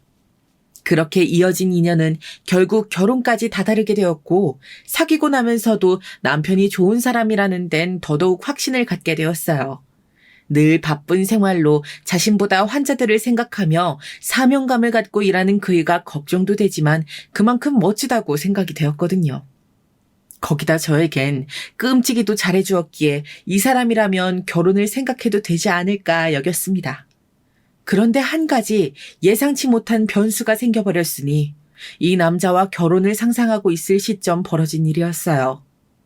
엄마, 어떡하지? 왜? 무슨 일이 있었어? 너 안색이 왜 그래? 엄마, 나 어떡하면 좋아? 나 큰 사고 쳤어. 저는 이 일을 저희 친정엄마에게 가장 먼저 털어놓게 되었습니다. 바로 제가 임신한 사실이요. 언젠가부터 속이 메스껍고 생리주기가 끊겨 테스트기를 사게 되었는데 이런 결과가 나올지는 상상치도 못했지요. 엄마 역시 당황하고 놀라긴 마찬가지였습니다. 우리 딸 언제 시집가나 노래를 부르시며 결혼을 고대하시던 엄마조차 제가 아기를 가졌다고 하니 잠시 말문이 막히시고 말았어요. 그때 가장 침착하게 대처한 건 남편이었던 것 같아요. 제가 조심스레 남편을 불러 전하니 남편은 듣자마자 저를 꼭 껴안으며 너무 잘된 일이라며 서둘러 양가 부모님을 뵙고 결혼 준비를 하자고 하더라고요. 그리고 그 다음 날 남편은 행동력 빠른 사람답게 저희 부모님을 뵈러 왔습니다. 저희 부모님은 남편에 대해 이야기를 들어왔기에 당연히 반갑게 맞아주셨지요. 하지만 시댁 식구들은 달랐어요. 시댁 식구들이 이렇게까지 반응할 줄 몰랐기에 너무 당황스러웠어요. 뭐? 애를 가졌다고? 정말이니? 네 애 맞아? 확실한 거야? 아니, 그럼 성준이 애지 누구에겠어? 아이고, 그럴 리가. 저를 앉혀두고 네 애가 맞냐고 아들을 향해 물으시는 시어머니의 말씀 안엔 믿을 수 없다는 마음, 아들의 아이가 정확히는 저와 아들 사이의 아이가 아니길 바라는 마음이 은근히 깔려 있었습니다. 그 속엔 전혀 저를 향한 배려 같은 것도 없었죠. 그날 전 앉아있는 내내 가시방석이었습니다. 급기야 저는 결혼 생활에 돌입하자마자 만만치 않겠다는 인상을 받고야 말았습니다. 바로 시누이와 미리 식구로 들어와 있던 동서 그리고 시어머니 때문인데요. 이 세 사람의 조합이 얼마나 쿵짝이 잘 맞는지 실로 무시무시하다는 생각이 들 정도였어요. 사실 말씀드렸다시피 시어머니는 이미 제가 결혼 허락을 받으러 왔을 때부터 마음에 안 들어 하시는 티를 팍팍 내셨어요. 의사인 장남아들이 고작 화장품 매장에서 일하는 여자와 결혼한다는 건 있을 수 없는 일이란 말까지 내뱉으시면서요. 제발 성준아, 한 번만 다시 생각해봐라. 어? 이 엄마 마음이 무너질라 한다. 난 너만 바라보고 살아왔는데 넌 어쩜 저런 무식한 계집애랑 결혼을 한다고 와서 엄마 속을 일이 썩이는 거야. 게다가 애라니. 애가 웬 말이니?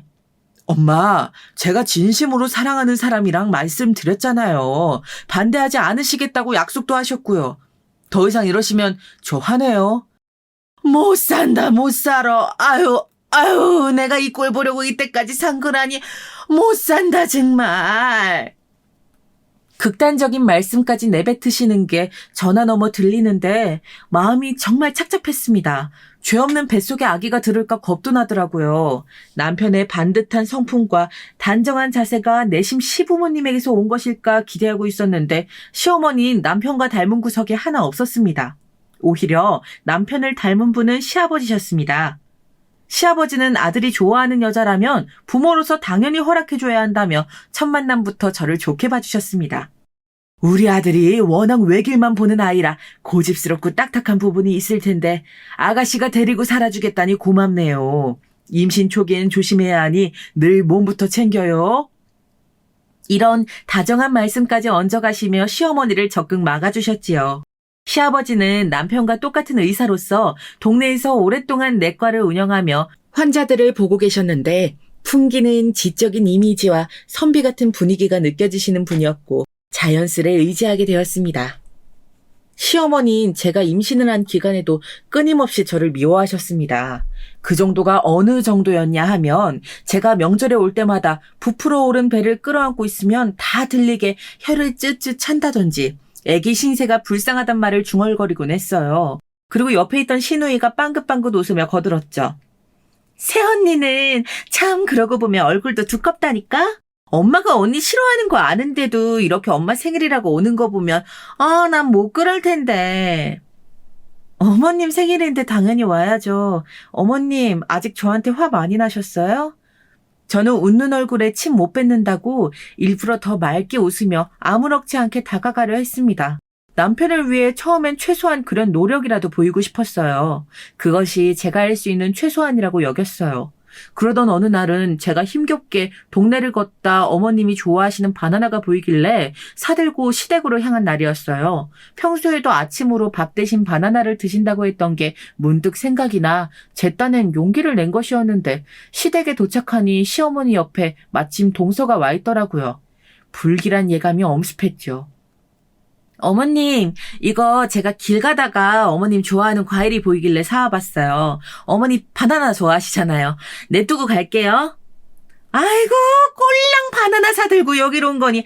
됐다 가라. 누군 지금 바나나가 없어서 못 먹니? 너 도대체 언제까지 여기 올 거냐? 얼굴 들이미는 것도 정도껏 해야지 뺀질나게 들이민다고 그거 누가 좋아해 준대니? 난 우리 똑똑하고 이쁜 우리 둘째 며느리 말곤 보고 싶은 얼굴 없다. 아이 참, 어머님, 형님이 민망해 하시겠어요. 형님, 제가 먹을게요. 더우니 조심히 들어가세요. 저는 좀 이따 어머니랑 백화점 나가기로 해서요. 형님도 같이 가자고 하고 싶은데 임신기간이라 몸이 힘드시니까요. 동서는 여우 같은 웃음을 지으며 시어머니 옆에 꼭 붙어 온갖 아양을 떨어댔습니다.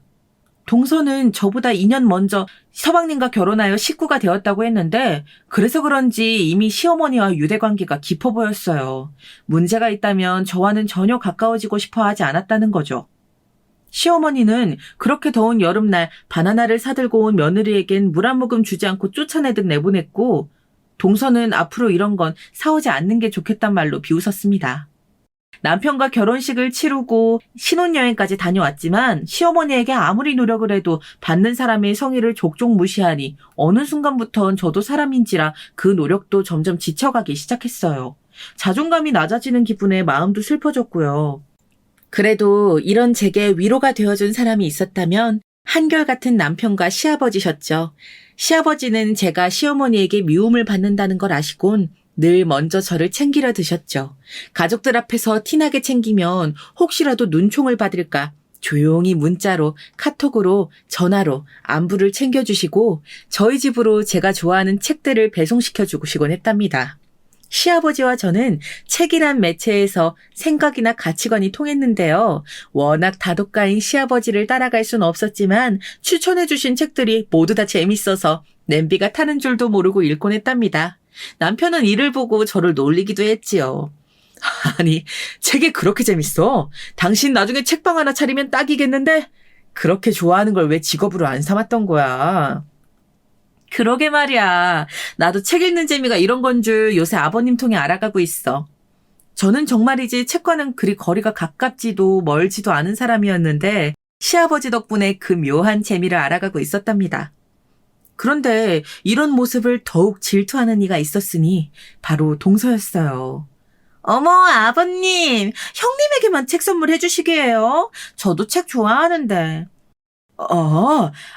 네가 책을 좋아했니? 성재 말로는 글자 읽는 건 별로 안 좋아한다던데 좋아한다면 당연히 선물해 줘야지. 동서는 시아버지와 제가 책에 관한 이야기를 나누고 있거나 같이 있는 모습이 보이면 그 꼴을 견딜 수 없는지 옆에 와서 시비를 걸어대더라고요. 동서는 마치 다른 사람을 향한 질투와 미움으로 똘똘 뭉쳐진 사람 같았어요. 어쩔 땐 도대체 어떤 환경에서 자랐기에 사람이 저리 되었을까 싶어 불쌍하기도 하더라고요. 제가 듣기론 동서는 부잣집 친정에서 물질적인 결핍 없이 자랐다고 들었거든요. 부모님 두 분 다 피부과 의사에 사이좋은 언니도 있다고요. 그런 좋은 환경에서 자랐으면 사랑을 주고받을 줄도 아는 사람이어야 하는데 동서는 전혀 그렇지 않았답니다. 그러다 어느 날은 시누이와 이런 대화를 나누는 걸 듣고 말았는데 순간 울컥해서 제 아기를 내버려두고 소리를 버럭 지를 뻔했답니다. 아직도 그날의 일은 생각만 해도 너무 기분이 나빠요. 아가씨, 아니 좀 웃기지 않아요, 형님? 겨우 화장품 매장에서 일했으면서 책 읽는다고 꼴값은 자기가 그게 무슨 내용인지 이해를 해? 정의가 뭔지 정치가 뭔지 알기는 아냐고. 제 생각엔 분명 문자만 있는 걸 거예요. 그러고 안다고 착각하는 걸걸요? 진짜 가만 보면 웃기다니까요. 정작 자신은 몇 년째 구급 공무원을 해마다 떨어지면서 저를 깎아내리는 시누이, 깔깔대고 맞다며 맞장구 치는 동서, 뒤이어 이어지는 이 둘의 모습에 정말이지 주먹이 꼭 쥐어졌어요. 그날 만약 제품에 아기만 없었다면 제가 정말 뒤집어 엎었을지도 모르겠어요. 참고로 제왕절개로 출산을 하고 나서 힘든 시기를 보낼 때에도 그 두 사람은 제게 한마디 격려의 말조차 없었습니다. 저라면 정말 의뢰의 형식적으로라도 칼만한데 말이죠. 저는 굳이 다른 사람들에게 알릴 필요도 없이 그 사람들의 인격이 그 정도밖에 안 되는 것이다. 그렇게 생각하기로 했어요. 게다가 어차피 시어머니도 그렇고 두 사람과 보는 날은 정해져 있으니 그날을 빼면 견딜만 했습니다. 당신 우리 집 식구 되고서 많이 힘들지? 보아하니 재수씨도 이상한 행동들을 많이 하던데 내 동생 성미한텐 따끔히 질책해놨는데 이 녀석이 워낙 철부지라 들을지 모르겠어. 미안하다 당신한테 괜히 집만 지어준 것 같아.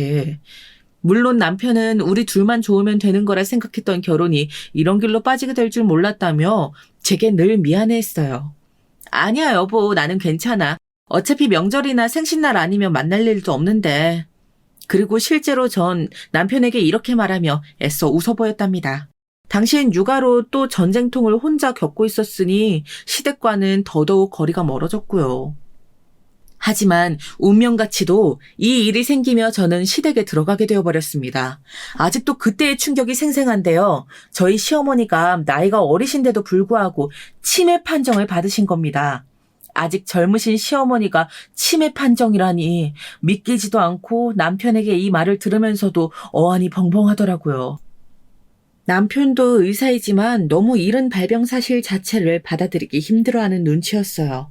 시어머니가 계속하여 물건을 깜빡하시고 어느 날 집 오는 길을 모르겠다며 전화를 하실 땐 설마 뇌 쪽에 문제가 생긴 건가 했는데 치매라곤 상상도 못했지요.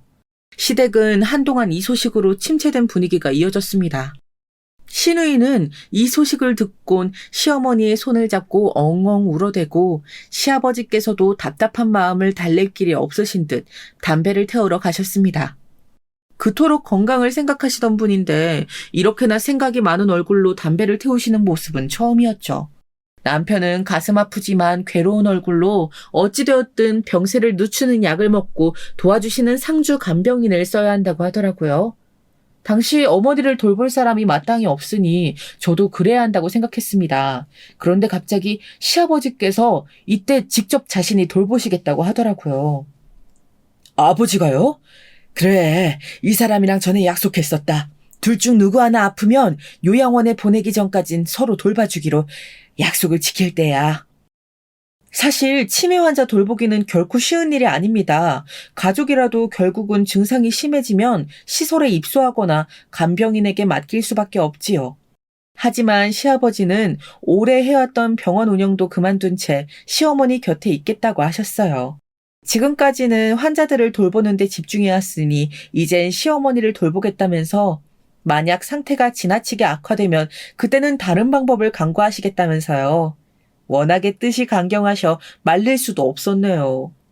그런데 시아버지께서 시어머니를 맡은 지 얼마 안 되어 너무나 큰일이 터지고 말았어요. 이 일로 시아버지는 완전히 무너져 버리셨고 저 역시 그런 아버님을 보며 슬픔을 가눌 길이 없었답니다. 시아버지께서 시어머니를 데리고 잠깐 산책을 하고 계셨는데 그 길은 어머님께서 아주 좋아하시는 산책길이었다고 합니다. 어머님이 거기서 잔디풀을 뜯으며 앉아있는 걸 보고 시아버지께서 물을 사러 잠깐 자판기 앞에 가셨는데 그 사이 시어머니께서 도로로 뛰쳐나간 것이었지요. 저는 제가 한번 교통사고를 당했기 때문에 그것이 얼마나 찰나에 끔찍한 결과로 이어지는지 너무나 잘 알고 있습니다. 시어머니는 신호등이 빨간불인 줄도 모르고 해맑게 잔디풀을 손에 쥐며 도로로 뛰어나가셨고 그 사이 지나가던 트럭에 치여 그만 그 자리에서 목숨을 잃고 마셨습니다. 시아버진 그 모든 광경을 생생히 목격하셨고요. 장례식을 치르는 동안 잠 한숨 주무시지 않고 죄스러움에 한숨만 토하셨고 역시나 장례식이 끝나고도 집에 계시는 동안 아무것도 못하시고 침대나 소파에만 누워 계셨습니다. 일어나실 기력조차 없으시다고 하더라고요. 아버님, 이러다 정말로 큰일 나요. 뭐라도 드셔야죠. 동서가 죽을 사와봤는데 이거라도 한번 드셔보세요. 네? 아니다. 아니야. 내가 무슨 자격으로 뭘 먹고 살겠니? 시아버지는 자기도 시어머니의 뒤를 따라갔어야 한다며 크게 자책하셨습니다. 베란다에 있는 시아버지의 모습을 볼 때마다 저도 가슴이 철렁한 적이 한두 번이 아니었어요. 혹시라도 뛰어내리실까 봐요. 그 정도로 시아버지의 상태는 나쁘셨습니다. 정말 다행스럽게도 남편과 제가 자주 방문하면서 아주 조금씩 좋아지는 기색을 보이셨지요. 허나 그조차도 너무 미미한 변화여서 이러다 돌아가신다 해도 이상할 게 없어 보였어요. 게다가 동서쪽 부부는 언젠가부터 시아버지에겐 일절 관심을 끊었어요. 서방님조차 연락이 뜸하셨죠. 남편조차 여기에 불만을 느끼고 서방님에게 전화를 걸었지만 언젠가부턴 남편 전화도 안 받았다고 하더라고요. 그러다 이 사태를 두고 보다 못하던 어느 날 제가 남편에게 한 가지 제안을 하게 되었습니다. 여보, 이러지 말고 그냥 내가 시댁에 들어갈까? 갑자기 그게 무슨 소리야? 아이는 어쩌고? 우리 아버님, 그래도 내가 옆에 있으면 죽이라도 드시잖아. 옆에서 안 챙겨드리면 안 될 것 같아. 지금 아가씨도 공부다 뭐다 하며 밖에 나가 있고 아무도 아버님을 챙길 사람이 없어. 아버님 이러다 잘못될까봐 겁나. 우리 아이한테도 내가 필요하지만 아이는 시댁에서도 키울 수 있어. 남편은 제 말에 입술을 꾹 깨물더니 살짝 눈물이 고인 채 고맙다고 하더라고요. 그러면서 자신도 같이 가겠다고 하더군요. 남편의 병원이 이 시댁에선 꽤 떨어진 거리에 있었기에 그러지 않아도 된다고 했지만 그렇게라도 해야 안심이 된다고 하면서 말이지요. 그렇게 저희 부부는 시댁에 들어가 살게 된 것이었어요. 하지만 이것이 새로운 갈등의 시작점이 될 줄은 전 진정 몰랐습니다.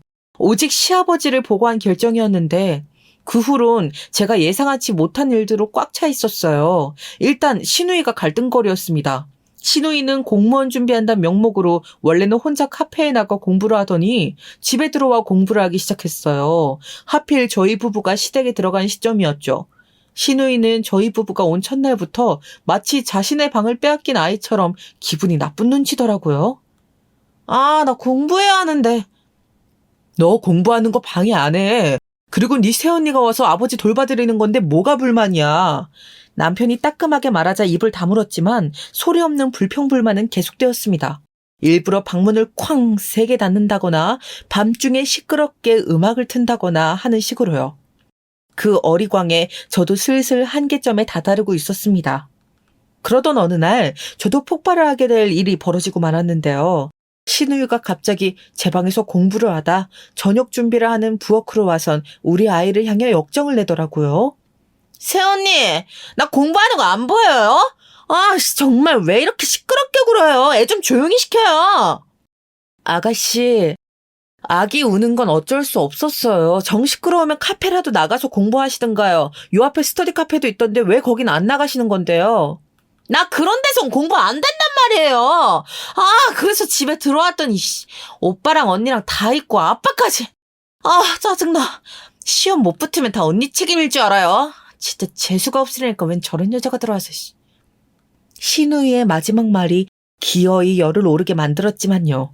저는 그대로 시누이를 따라가 다시 한번 말해보라며 성을 냈고 평소 화라고 낼 줄 모르던 제가 몰아붙이자 시누이는 당황했는지 얼굴이 새하얘지더라고요. 아가씨, 잘 들어요. 나 아가씨 시녀 아니에요. 이 집 종으로 들어온 거 아니고요. 시아버지 간병하러 들어온 거지. 그러니 나한테 이래라 저래라 명령하지 말고 함부로 막말하지 마세요. 알아듣겠어요? 한 번만 더 그러면 나도 가만히 있지 않을게요. 그날 저는 시누이의 입을 단단히 틀어막기 위해 나름 꾹 참아왔던 속을 터뜨려버렸습니다. 저녁 식사 때 보니 시누이는 기가 한껏 죽은 듯한 얼굴이더라고요. 남편이 무슨 일이 있는지 물을 정도로요. 저는 남편에게 더 이상은 시누이와 부딪히지 않기 위해 스터디 카페를 끊어달라고 말했어요. 하지만 여기서 끝나지 않더라고요. 산을 하나 넘으면 다른 산이 기다리고 있듯 이번엔 동서가 저를 못 잡아먹어 안달인 얼굴로 기다리고 있더군요. 그날 저녁 바로 전화가 걸려온 거예요. 네, 형님, 전데요. 아무리 그래도 우리 아가씨한테 너무한 거 아니에요? 아니, 가족끼리 화합은 하지 못할 망정 시댁에까지 들어가 살며 그렇게 맨날 싸움 만들면 되겠어요? 쌈딱도 아니고? 아무리 배운 게 없어도 그렇지. 쌈딱이라는 말에 저는 눈앞이 한 번 다시 흩어졌다 돌아왔는데요. 시누이나 동서나 늘 저만 보면 먼저 시비를 걸지 못해 안달린 사람들이었어요. 그런 사람들이 되려 그렇게 말하니 어처구니가 없더라고요. 그런데 그것보다 화가 났던 건 따로 있었답니다. 동서, 시아버진 한번 들여다볼 생각은 안 하면서 정작 아가씨 걱정이 된다며 번개같이 전화를 거는 거야? 대단하네 정말.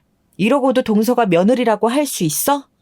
아버님이 동서를 얼마나 예뻐하셨는데 앞으로 이런 사사로운 일로 연락하지 마.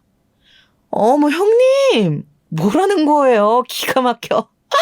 형님이야말로 착한 며느리 노릇하고 싶어서 환장했나 본데 그거 계속하세요. 제가 그 놀이 계속하게 해드릴게요.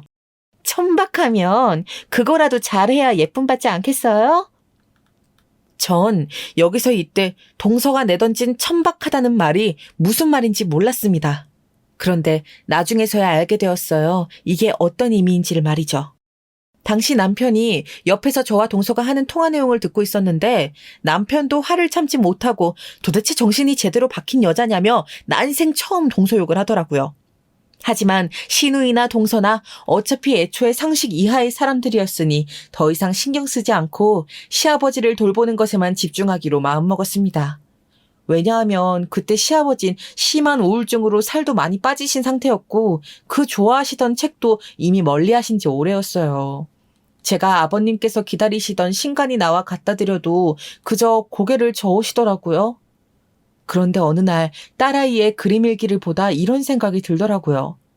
나름의 기발한 묘안이었는데요. 남편을 통해 아버님의 어렸을 적 꿈이 작가라는 말을 들은 적이 있었어요. 그림이나 글을 통해 사람들은 자신의 감정을 표현하곤 하잖아요. 만약 아버님 역시 현재의 아픈 마음을 글로 풀어내면 치유에 도움이 될 것 같다는 생각이 들었지 뭐예요.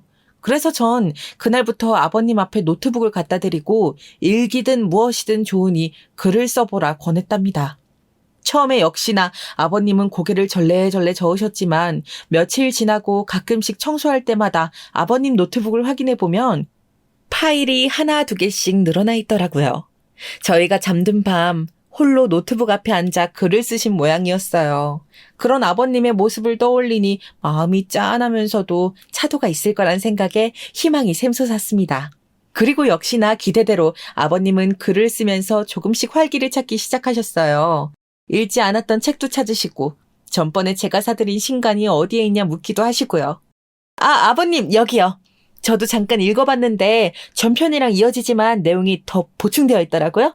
꼭 읽어보세요. 그래, 고맙다 아가. 아버님은 안경을 축혀 올리시며 제가 선물해드린 신간을 읽으셨고 그렇게 차차 회복을 해나가셨습니다. 신우이와 동서의 행태는 여전히 똑같았어요. 신우이는 스터디 카페에 나간다는 명목으로 일찍 나가 밤 늦게서야 술에 떡이 되어 들어왔고 동서는 단 한 번도 시댁에 들리지 않았어요. 우울증 걸린 사람의 모습이 보기 싫었던 건지 그게 전염이라도 될까 무서웠던 건진 모르겠어요. 그런데 여기서 새로운 사건이 생겼으니 서방님이 진급을 하시게 된 겁니다. 서방님은 당시 대기업을 다니고 있었는데 나이치고 이른 진급이었어요. 동서는 갑자기 진급 파티를 하고 싶다며 자기 집으로 모이라고 하더라고요. 남편은 서방님에게 불만은 있었다만 그래도 동생이 잘 되었으니 축하하는 마음으로 좋은 와인을 한 병 사들고 가자고 했고 저 역시 내키지 않았지만 따라갈 수밖에 없었습니다. 가면서도 골이 딩딩 울리더라고요. 가면 또 어떤 대난장 파티가 기다리고 있을지 두 사람이 저를 얼마나 껌처럼 씹어댈지 눈에 그려졌거든요. 동서가 사는 고급 아파트에 들어가자 신우이는 미리 동서와 함께 음식을 주워 먹으며 저를 기다리고 있었어요. 어머, 아주버님 오셨네요. 세상에 이 비싼 와인을, 어머, 나 이 와인 너무 먹고 싶었는데 역시 우리 아주버님 센스 있으시다니까. 감사해요 아주버님, 잘 마실게요. 사실상 와인은 제가 직접 골라 동서의 취향에 맞춰 산 것이지만 동서는 내내 제 남편에게서 눈을 떼지 않았습니다. 저는 아기를 시터에게 맡기고 간 날이라 그날만큼은 홀가분하게 있다 올 수 있었지만 신우이와 동서가 한자리에 있다는 사실만으로 불편해 얼른 자리를 떠나고 싶었어요. 그래서 음식을 먹는 둥 마는 둥 내내 그러고 있다 10시쯤 되자 가자고 남편을 톡톡 재촉했죠. 형님! 잠시만요. 근데 갑자기 동서가 저를 붙잡으며 말할 게 있다고 자기 방으로 끄는 겁니다. 동서 무슨 일이야? 뭐 할 말 있어? 형님, 저 축하해 주세요. 저 임신했어요. 동서는 뜬금없이 임신 사실을 밝히며 축하해 달라고 하더군요. 만약 거기까지였다면 진심으로 축하해 줄 수 있었을 거예요. 동선의 부부는 오랫동안 아이를 원해왔고 들어서지 않아 힘들어했으니까요. 그런데 뒤이어 이어진 동서의 막말이 저도 예상치 못한 상황으로 끌고 가게 된 것이죠. 형님과 달리 천박한 혼전 임신이 아니라 얼마나 다행인지 아시죠? 계획 임신이 이래서 좋다니까요. 저희는 다 조건이 갖춰진 상태에서 임신을 하니까 아이 계획이 척척 세워지더라고요. 참고로 우리 아이는 영어 유치원 보내려고요. 뭐라고? 왜요? 그러면서 동서는 생글생글 웃으며 임신에 고급 와인을 먹지 못해 아쉽다고 중얼거렸어요. 저는 이미 눈이 뒤집힌 후였지만요. 동서는 여기서 그치지 않고 계속 주절거렸습니다. 형님, 표정이 왜 그러세요? 축하해주진 못할 망정. 천박한 혼전 임신이라니? 지금 그 말 진심이야? 뭐? 제가 못할 말한 거 없잖아요. 혼전 임신해서 왔음. 형님 대접받을 생각을 마셔야죠. 아, 제가 지금껏 형님 대접해드리니까 좋으셨어요? 저 한 번도 형님으로 생각한 적 없어요. 막말로 의사 꼬셔 애배 결혼했으면 꽃뱀이나 다름없지. 안 그래요, 아가씨? 뒤에서 신우이가 맞장구를 치는 것조차 당시 귀에 들리지 않았습니다. 이미 제가 동서의 머리채를 잡아버린 이후였으니까요. 동서는 깍 비명을 지르며 놓으라고 난리를 쳤지만 그럴수록 더 세게 잡고 놔주지 않았어요. 이미 이성이 끊겨 본능이 마음대로 행동하고 있을 때였어요. 우두둑 머릿결이 뽑혀져 나가는 소리가 들리는데 속이 얼마나 시원하던지요. 남편과 서방님이 밖에서 그 소리를 듣고 달려와 겨우 저를 동서에게서 떼어놓았지만 저는 계속 씩씩거리며 다시 말해보라고 외치고 있었습니다. 진정되어 현관에서 신발을 구겨 신을 쯤에야 거실 쪽을 돌아봤는데 신우이가 두려움에 찬 눈으로 저를 보고 있더군요. 저는 그날 남편이 운전하는 차를 타고 가면서 제가 너무 심했다는 말을 중얼거렸습니다. 아무리 그래도 동서는 임산부였는데 말이죠.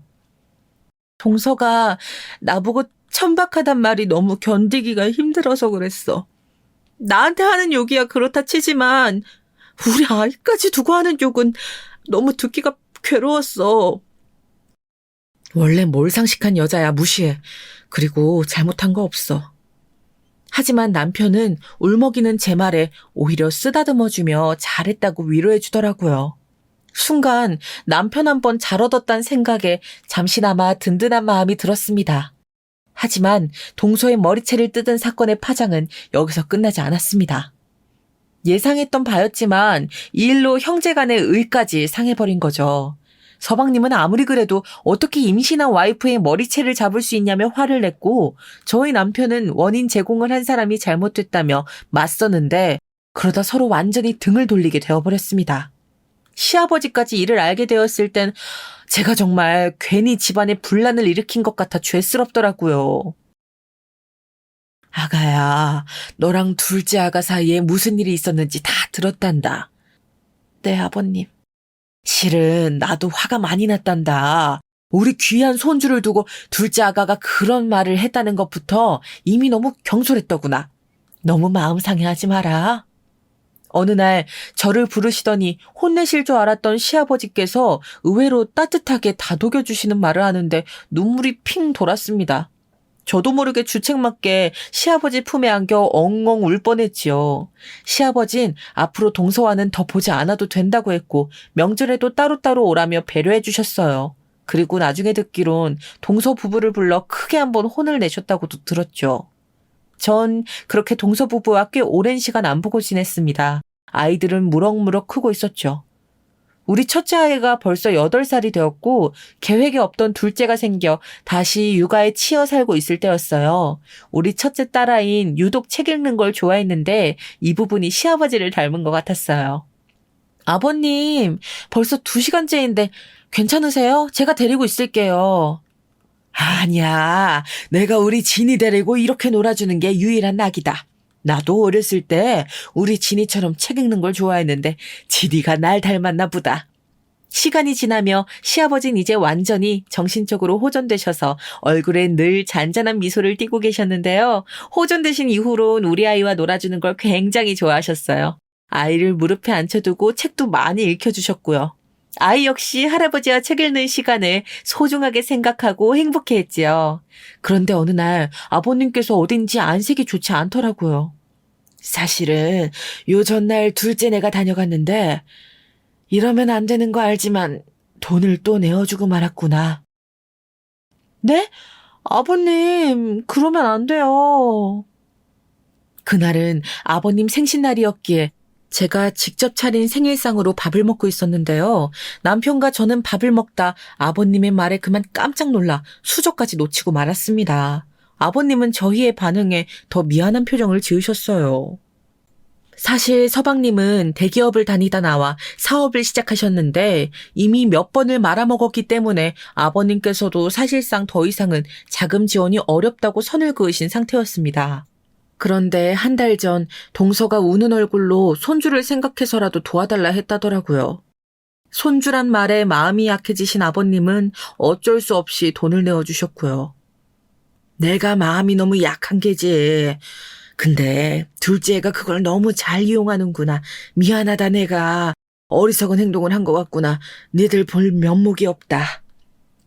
아버님은 본인의 생일상 앞에서 한숨을 푹 쉬셨고 마음이 안 좋았습니다. 사실 서방님은 남편에게도 돈을 빌리러 온 적이 있었어요. 지난 일은 다 잊자며 전화가 와선 무턱대고 거액을 요구했다고 하더라고요.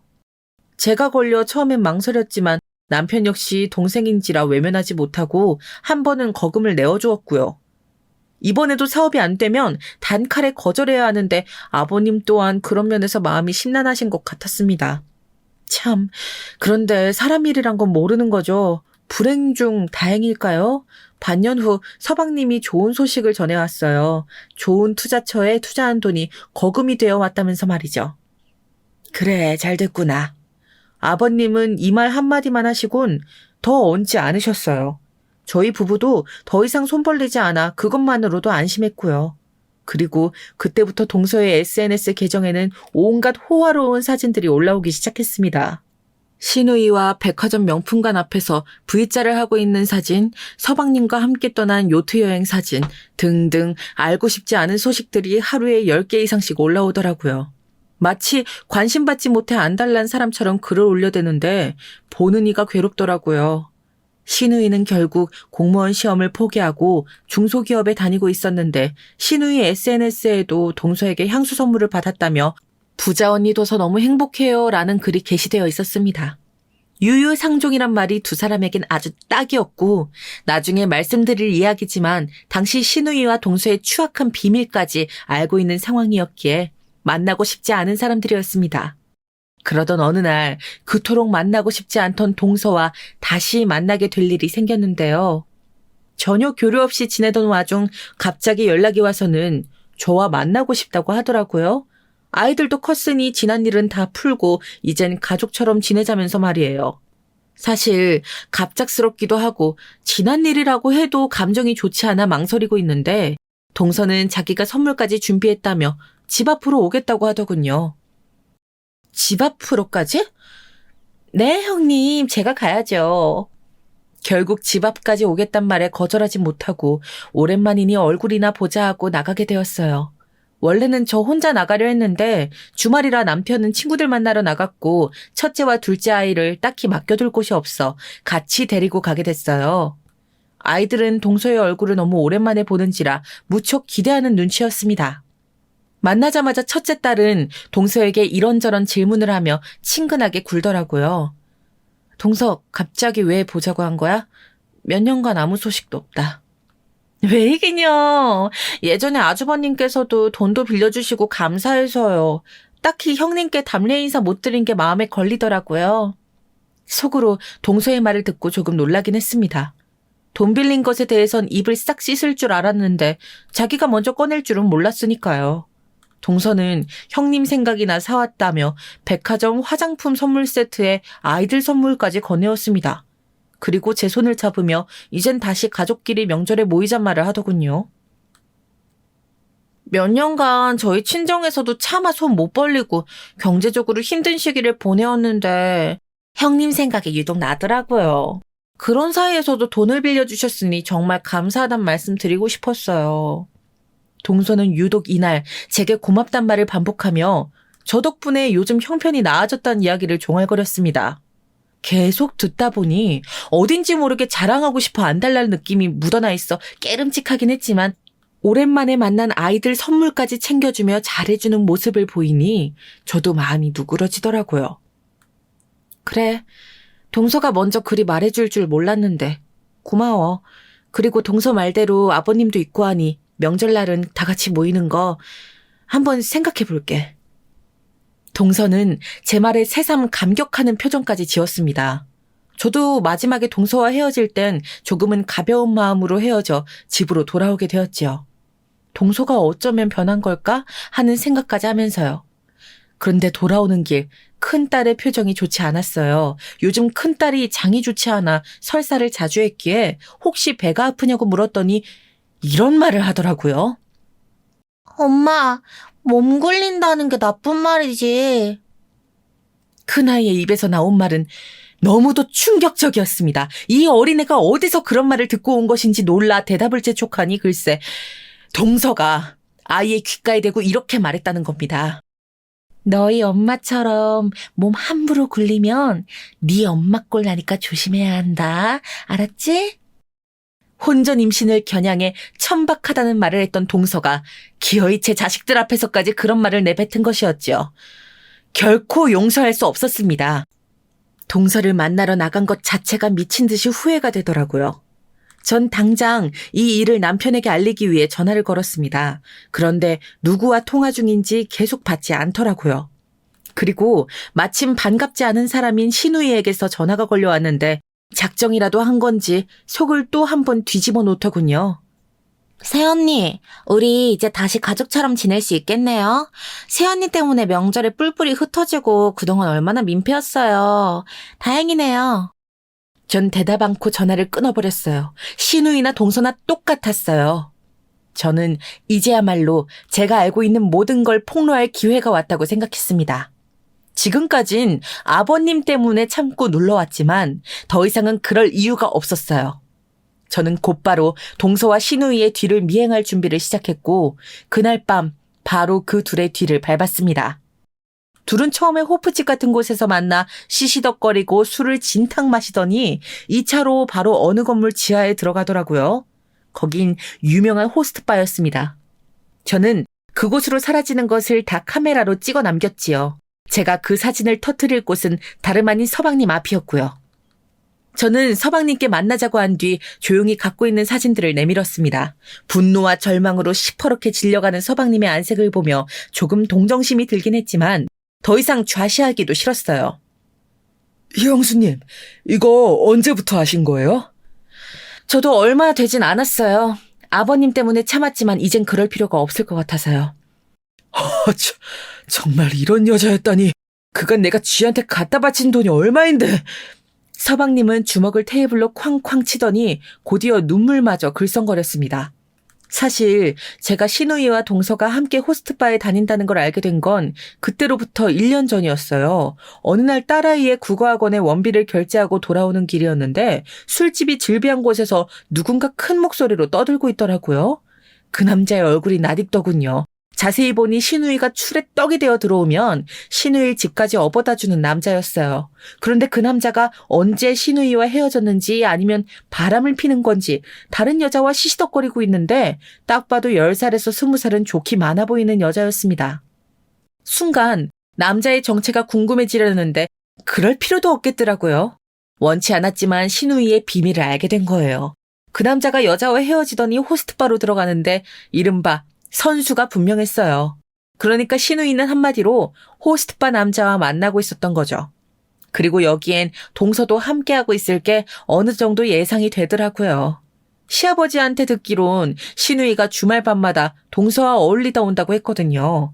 하지만 당시 저는 이 일을 신우이에게도 시아버지에게도 말하지 않았습니다. 시아버지께서 하나뿐인 딸이 그런 곳에 다닌다는 걸 알게 되면 너무 가슴 아파하실 게 걱정되었거든요. 그래서 모르는 척 저만 알고 있는 비밀로 묻어두고 있었습니다. 지금은 모든 게 다 까발려지게 되었지만요. 서방님에게 비밀을 폭로하고 며칠 뒤 동서와 신우이가 동시에 저를 찾아왔습니다. 거의 죽일 듯한 눈빛을 하고 저희 집 문 앞에 서 있는데 무슨 용건인지는 알겠더라고요.